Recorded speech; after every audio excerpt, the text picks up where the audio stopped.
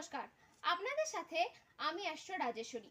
আমি আলোচনা করছি আপনার জন্মছকে কোনো শুভ গ্রহ অশুভভাবে বা দুর্বলভাবে অবস্থান করলে আপনি কি করবেন, অথবা শুভ গ্রহকে আরো মজবুত করতে কি করবেন।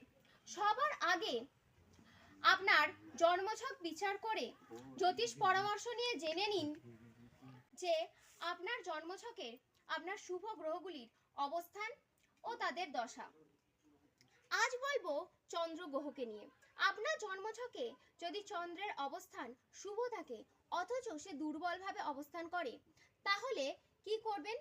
প্রতি সোমবার শিব মন্দিরে গিয়ে মহাদেবকে কর্পূর দিয়ে আরতি করুন।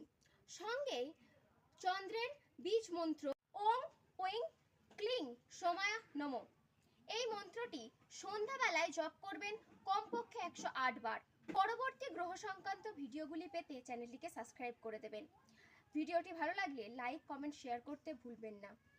নমস্কার, সবাই ভালো থাকবেন, সুস্থ থাকবেন। ওম নমঃ শিবায়।